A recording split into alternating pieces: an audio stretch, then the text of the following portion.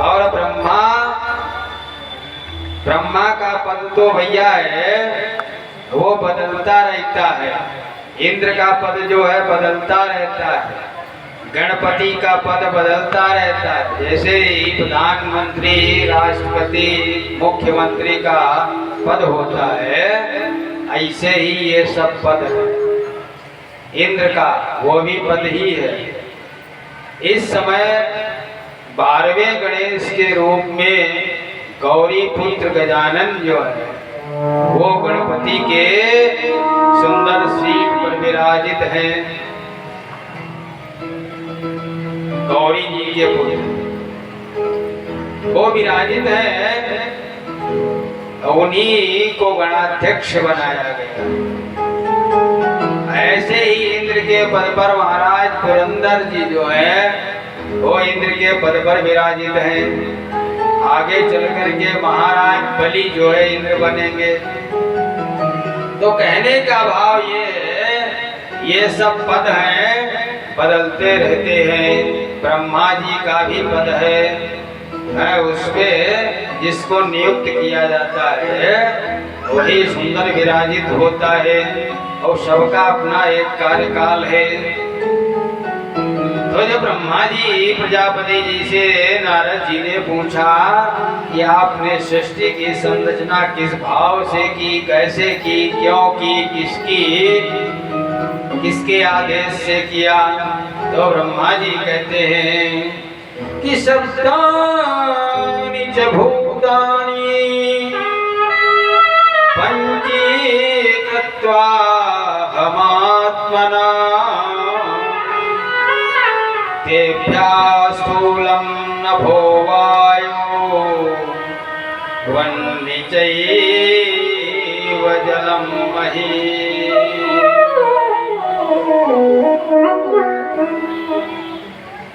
ब्रह्मा जी ने कहा नारद जी सुनो, मैंने शब्द आदि सूक्ष्म भूतों का स्वयं ही पंचीकरण किया, 5 भागों में बांटा, पंचीकरण किया।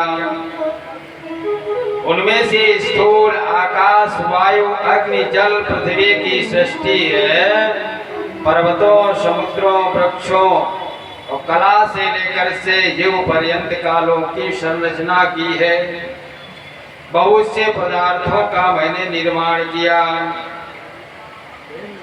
तब मैंने भगवान शाम सदाशिव का स्मरण, क्योंकि वही त्रैलोक्य के स्वामी है। बिना शंकर जी की मर्जी से कुछ होता ही नहीं है। सर्वम शिवमयम जगत, सारा संसार शिवमय है। तो बिना शिव जी की इच्छा से कुछ नहीं होता है। फिर क्यों नहीं होता है?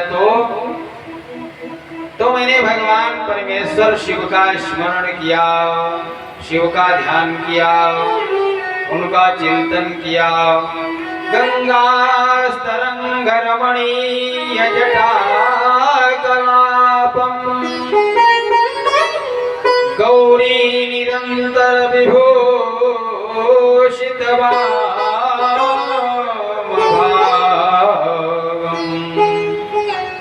नारायण प्रिय मदंग मदापहारम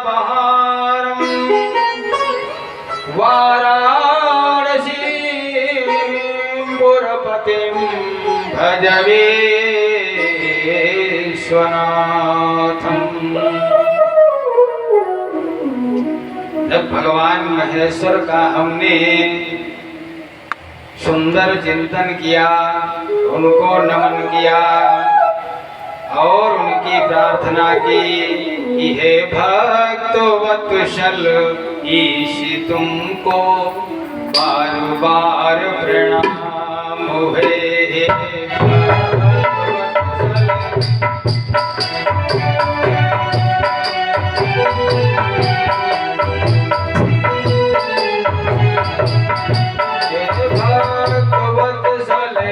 ईश तुमको बार बार प्रणाम है। भक्तवत्सल ईश तुमको बार बार प्रणाम है। सर्वे सम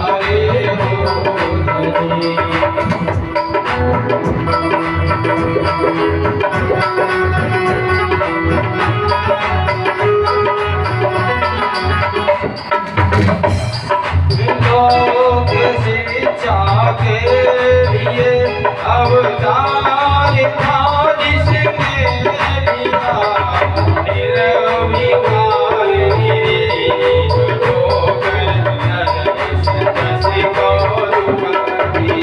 तेरे नाम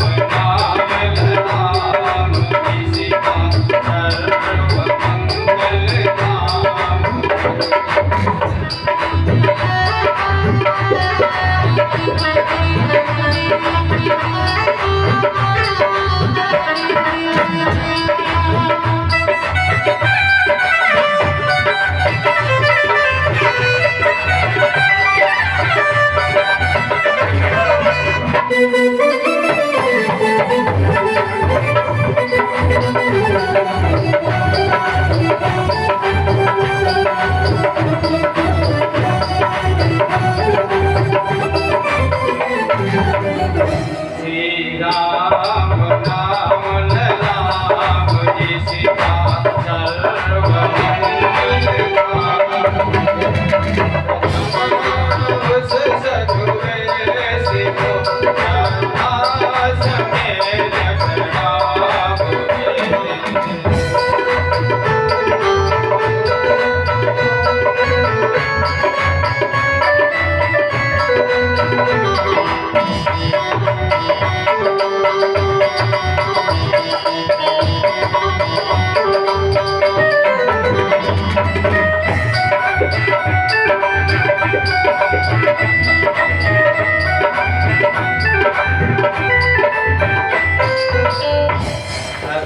उस सर्वेश को श्रद्धा समेत प्रणाम है।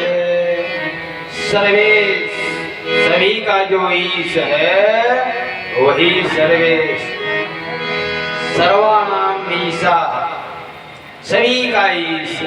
अभी बताया था सुर नर मुनि सब नावत शीशा, कोई ऐसा है नहीं।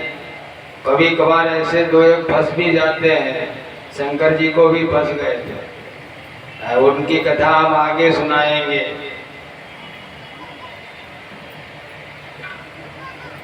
अभिमान आ जाता है, विचार करने लगते हैं। दक्ष प्रजापति बनाया गया तो उनको अभिमान हो गया, वो इसकी कथा हम आगे सुनाएंगे। तो प्रथम उस सर्वेश को श्रद्धा समेत प्रणाम है। ब्रह्मा जी ने कहा सुनो, मैंने सृष्टि की संरचना कैसे की? कहा बताइए कैसे करी? कि पंच भौतिक शरीर है, पंचभूत हमने पहले निर्माण किए। अरे भाई किसी चीज को बनाने के लिए कुछ जरूरत तो पड़ेगा ही। अरे मकान जब बनाते हो तो पहले भैया सीमेंट, मोरंग, ईंट, पत्थर जिससे भी बनाओगे उसकी आवश्यकता पड़ेगी ना। काहे से बनाएंगे? तो हमारा शरीर काहे से बना हुआ है? पंच भौतिक शरीर है, 5 तत्वों से बिना बना हुआ है। वो स्वामी जी बताते हैं पंच भौतिक शरीर है, इसमें काहे काहे का मसाला लगा हुआ है कि क्षितिजल पावक, क्षितिजल पावक औ गगन समीरा पंचरचित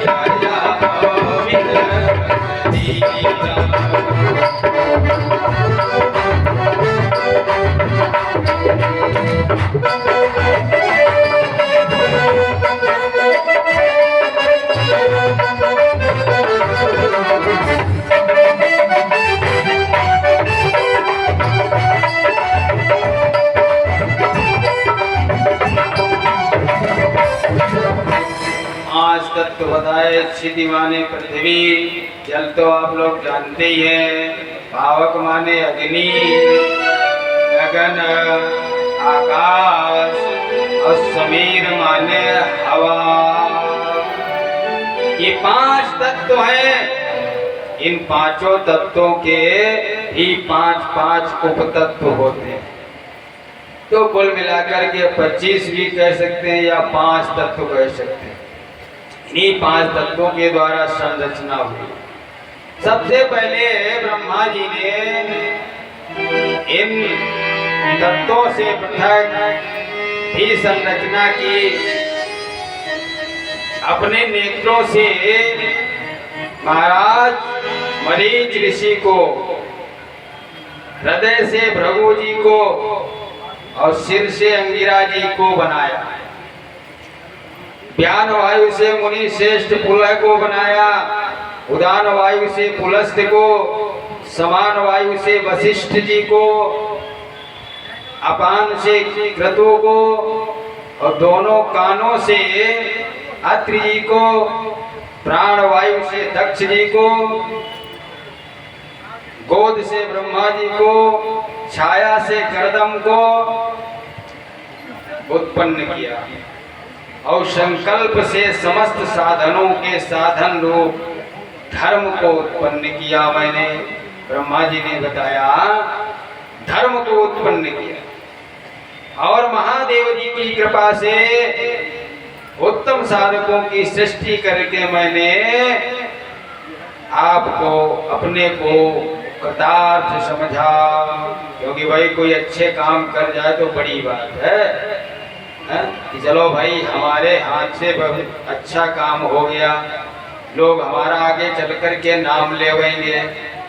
यही तो भाव होता है कि हमसे अच्छे काम हो जावे तो आगे चल कर के लोग हमारा नाम लेंगे कि भला व्यक्ति ने ये सुंदर बढ़िया धार्मिक काम किया था। दिनों तक, वर्षों तक, बहुत दिनों तक नाम होता है। तो मैंने अपने को कृतार्थ समझा। इतने सब ऋषियों को मैंने प्रकट किया, धर्म को प्रकट किया। धर्म ने मेरी आज्ञा से मानव रूप धारण करके उत्तम साधकों के द्वारा सुंदर परिवर्तित हुआ चला। इसके बाद मैंने अपने विभिन्न अंगों से देवता, असुर आदि असंख्य पुत्रों की सृष्टि की और भिन्न भिन्न शरीर उनको प्रदान किए। अंतर्यामी भगवान शंकर की प्रेरणा से अपने शरीर को 2 भागों में विभक्त किया। मेरे 2 स्वरूप हो गए। हे नारद, आधे शरीर से मैं स्त्री हो गया और आधे से पुरुष हो गया। उस पुरुष ने उस स्त्री के गर्भ से सर्व साधन समर्थ उत्तम जोड़े को उत्पन्न किया। सर्व साधन संपन्न उत्तम जोड़े को उत्पन्न किया। हाँ, वहीं से भैया ये सृष्टि का प्रादुर्भाव हुआ। स्वयंभुवो मनुस्तत्र पुरुषः परम साधनम् शतरूपा नारी योगिनी सा तपस्विनी। वो जो पुरुष और नारी का जोड़ा हमने उत्पन्न किया, वो स्वयंभू मनु और शतरूपा के नाम से इस चराचर जगत में ख्यापित हुआ। स्वयंभू मनु जो है उच्च कोटि के साधक हुए और जो स्त्री थी वो शतरूपा कहलाई, वो योगिनी हुई, तपस्विनी हुई, दोनों ही सुंदर जोड़ा। तो स्वयंभू मनु और शतरूपा के द्वारा इस कल्प में 1,59,59,59,125 वर्ष चल रहा है। तो इस कल्प में स्वयंभू मनु और शतरूपा के द्वारा जो हम लोग बैठे हैं, इस मैथुनी सृष्टि का प्रादुर्भाव किया ब्रह्मा जी ने। इसीलिए गोस्वामी जी ने सुंदर लिखा, क्या लिखा कि स्वयंभू मनु और शतरूपा जिनसे भई सृष्टि अनुपा।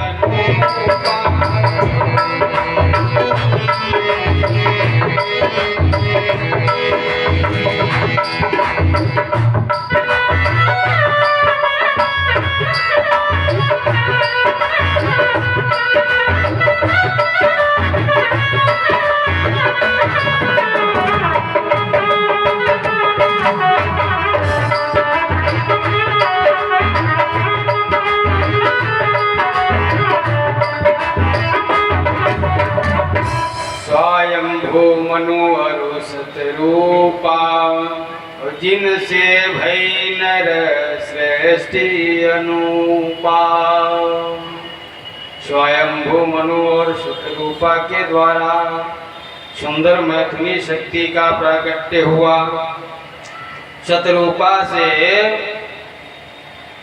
प्रियव्रत हुए और उत्तानपाद, 2 पुत्र हुए, 3 कन्याएं हुई। कन्याओं के नाम थे आपूति, देवहूति और प्रसूति। मनु ने आपूति का विवाह प्रजापति रुचि के साथ किया। मझली पुत्री देवहूति कर्दम का विवाह उत्तानपाद की सबसे बड़ी बहन प्रसूति जो थी प्रजापति दक्ष को दे दी।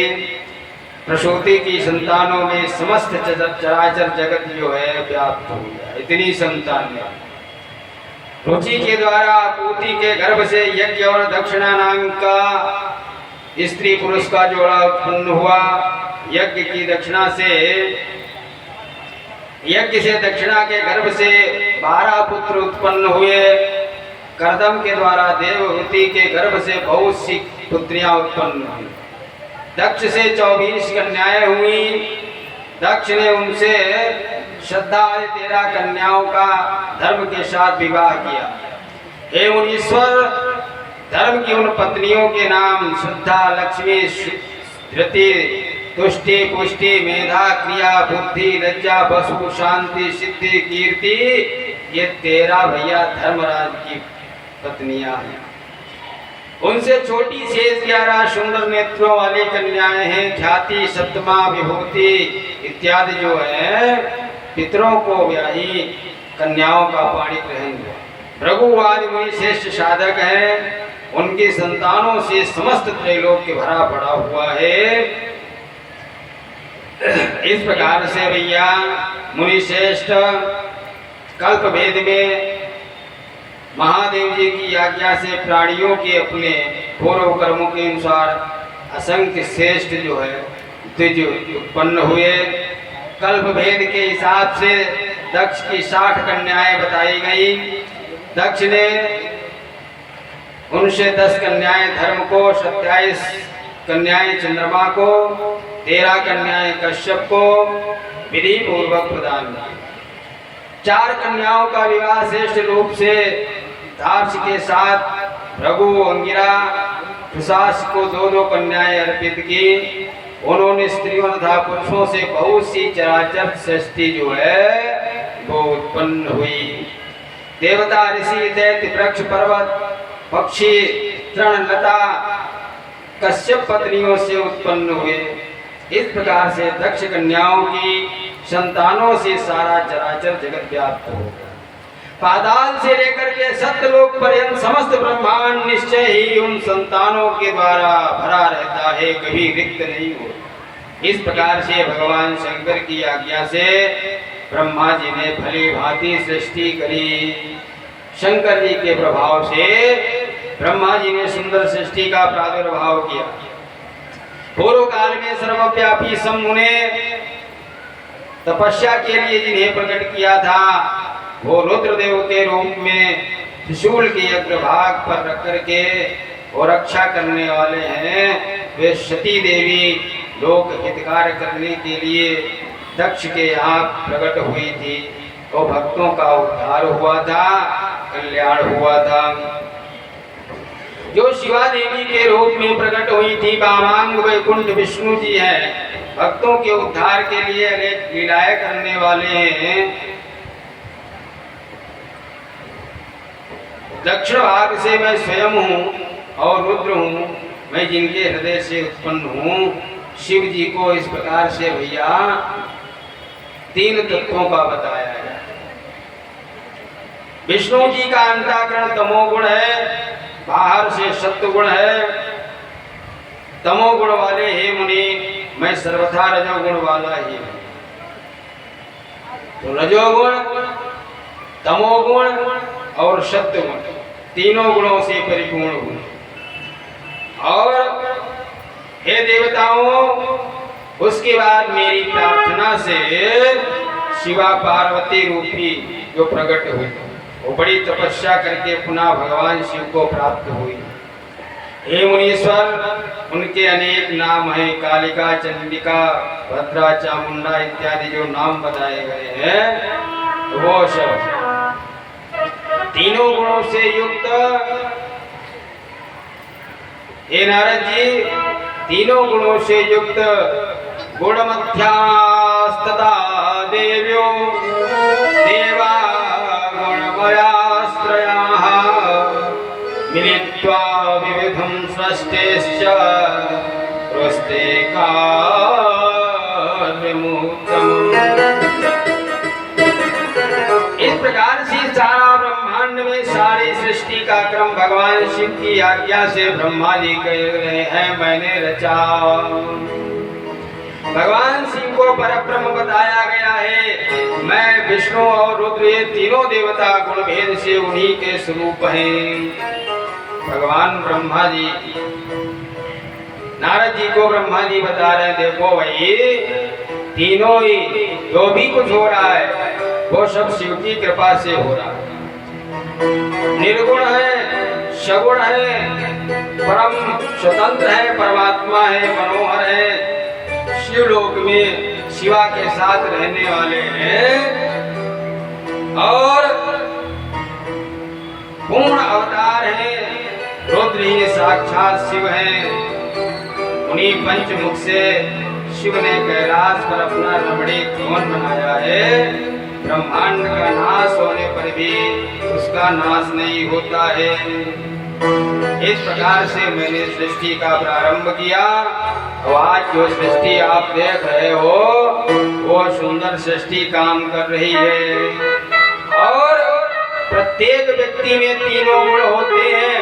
जैसे भगवान शिव में सतोगुण, रजोगुण, तमोगुण तीनों गुण व्याप्त हैं और पृथक रूप से ब्रह्मा को रजोगुण और विष्णु जी को शतोगुण का अधिष्ठात्री बनाया है भगवान। पर हम जो हमारा तत्व है, जो पंच तत्वों का शरीर बना हुआ है, इसमें भी तीनों गुण होते हैं, सत रज तम, ये तीनों गुण होते हैं। और इन तीनों गुणों से जो प्राणी युक्त होता है उसे वर्ग तीनों काल का ज्ञान हो जाता है। सत रज तम तीनों गुणों से युक्त होने पर तीनों कालों का ज्ञान हो जाता है। जैसे जितने भी देवता हैं वो तीनों गुणों से परिपूर्ण होते हुए भी इन गुणों से जागृत हैं, पर हम सोते हैं। जागृत कहाँ है? तीनों गुणों से परिपूर्ण तो है पर उनको हमने कभी जागृत नहीं किया।